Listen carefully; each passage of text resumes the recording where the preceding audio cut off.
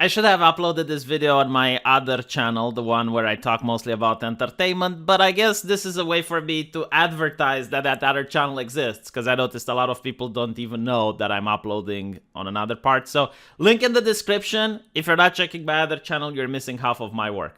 There's really this disgusting myth that's being perpetuated mostly by the United States that men do not like romance. And this is something very bewildering for me when I first heard it, because some of the great poets in my country, some of the best romantic authors, happen to be men. There is a reason why this myth exists, however, and that is because most Hollywood movies, such as 50 Shades of Grey or Twilight, they appeal mostly to women, and usually men are being dragged into the cinema kicking and screaming by their girlfriends who want to see those movies. But just because men don't like that type of film doesn't mean men don't like romance. What it means is that men don't like the Hollywood garbage type of romance that's being put out there.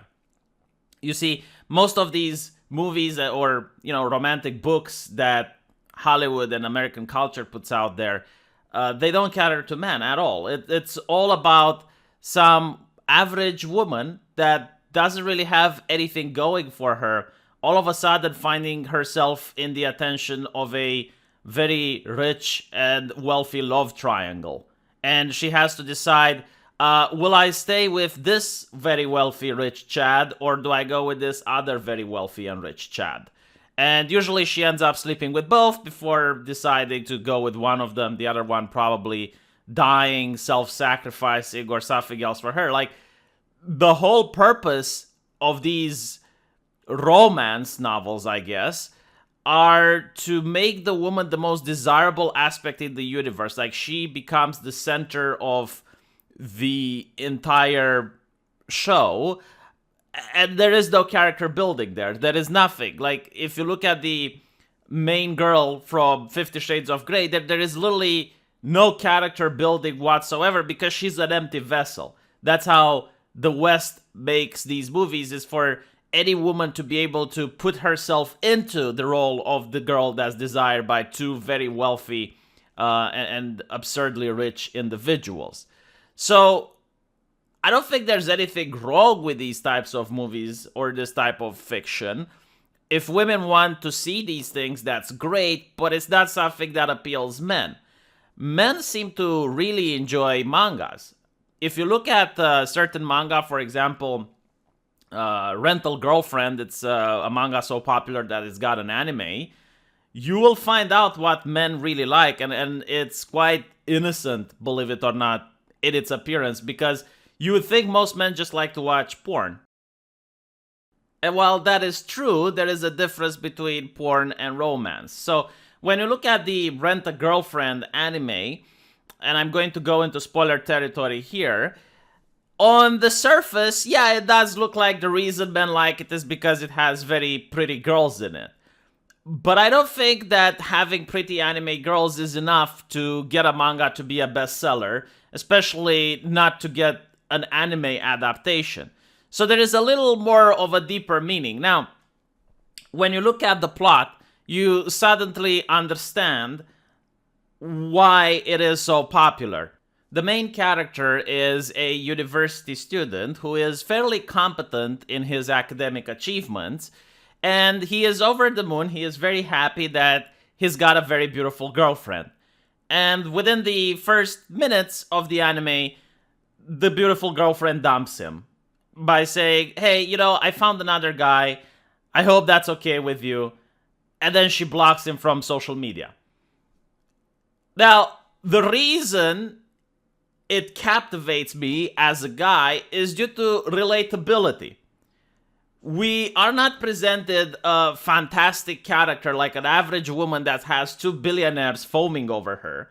We are not being presented a situation that is so unrealistic and so unlikely to happen. No, we're being presented with something that almost every single guy experienced. Every single guy has probably got dumped at least once in his life by a girl. Every single guy now probably has been ghosted. So all of a sudden you find this relatability with the main character. You're curious, like, how is he going to handle this breakup? How is he going to continue forward? So he uses this app, which, by the way, I hope doesn't exist in real life, because it would put women in harm's way, and it would also give guys a lot of false expectations. But he uses this app which allows him to rent the time of a beautiful lady for a day in order for her to pretend to be his girlfriend. And this is incredibly platonic. There's a terms of service saying that he's not allowed to kiss the girl, he's not allowed to take her to his house. There's certain rules. All he's allowed to do is to go out on a date and have fun. Go bowling, go have a cup of coffee, that type of thing. And he goes there and he has a lot of fun. This girl really takes his mind off his ex. But when he goes home and wants to give her a 5-star review, he realizes that the way she behaved with him on the first date is exactly the same way she behaved with other customers. So all of a sudden, he realizes that he's not special. It's just that the magic of the internet, the app, manages to create the illusion that he was special. So he gets really upset about it and gives her a 1-star review. The next day, when he goes out, he notices that the woman, the same girl that he rented before, is now a little bit more interested in him. Like, now she knows a lot more about his hobbies. Now she's more dedicated to him. And at one point, he snaps. Like, in public, he starts embarrassing her, starts saying bad things about her. Like, you're just pretending, you're only doing this for money. And the girl takes him away, and then her real personality comes out, and she says, hey, look, asshole, you paid for me. Like, it's not my fault that you consented to the terms of service. Like, you agreed. You're a mature adult. You made your decisions.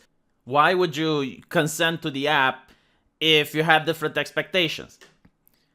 So it creates like this philosophical view, Sure, we don't have this app in real life, but there's a lot of ladies that have OnlyFans, and, it does create this unrealistic expectation from men that if they donate to their account, that they're going to get some genuine affection in return, which is unrealistic and unhealthy to have. And this, in my opinion, is the correct way you do politics in a story, through relatability.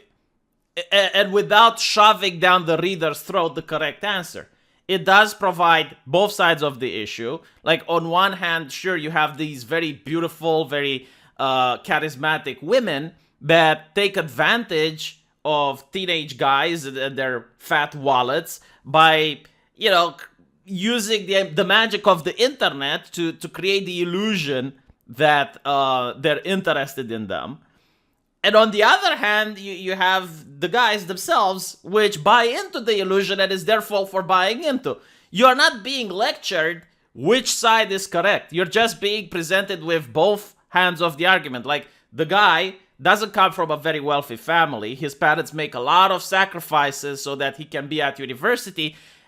And he uses the money from his parents, the hard-earned money from his parents, in order to pay for this lady to pretend to be his girlfriend. So, it's a little bit more complex. It's a much more difficult issue than how the American media would treat it. It's like, oh, sexismo, and that's what the magic is. And then the story has a lot of comedy involved in it. The guy finds out that his grandmother is sick. He goes to the hospital, takes the rental girlfriend with him because she was still on the dime. And as they arrive to the hospital, the grandmother all of a sudden feels a lot better. Because she sees that her grandson is in the companionship of a very beautiful woman, and she now has high hopes because she thought that she's a virgin loser. And then her grandmother appears because she was also at the hospital, and that now, there's this really bizarre thing where they keep having to go out in order to lie to their grandparents and to their friends.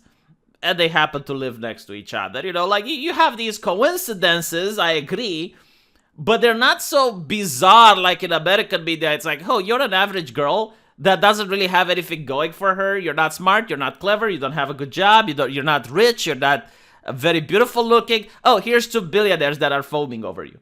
Which one do you want to be with? It's not really like that. And what's interesting is that when you go behind the appearance, when you go behind the looks, you find out that the romance interest, the main character, she's a girl that had her parents passed away. She's being through a very difficult time. The reason she's doing this whole rent-a-girlfriend thing is because she wants to go through acting school, like she wants to become an actress, so she needs money to go through that. And it creates a beautiful layer of empathy where you feel for this character and you want her to succeed. Like, you want to see her dreams become true because her dreams aren't selfish. She's not the selfish woman from the Hollywood type movies where it's like she just wants to land with a rich guy.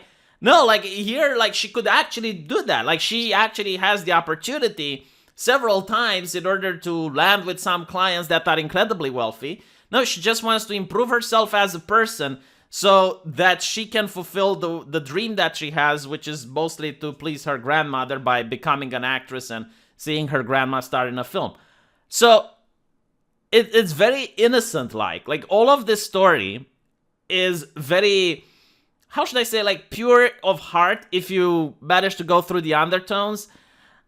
And these are likable characters, they're likable people, they all have flaws, they all they're not perfect in any way. There's a lot of character building, and there's also some really interesting life advice for guys, believe it or not. One of them, I would say, is the anti-American trope that you see in shows like Big Bang Theory, or you see in shows like Friends, where if the guy just constantly and autistically chases a woman that's not really interested in him, eventually she's going to come around.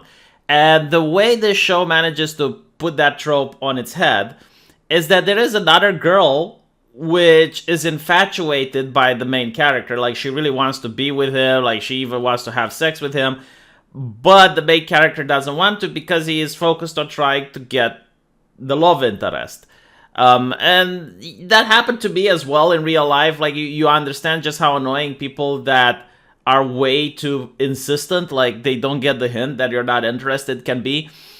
And it shows that, look, like if you're behaving like that, you're not going to get the person you like. And in fact, like the girl who is like that is one of the most disliked characters in the entire show. Like, you look at the fan community, at the forums, like a lot of people don't like her because she's incredibly needy, like she's incredibly thirsty.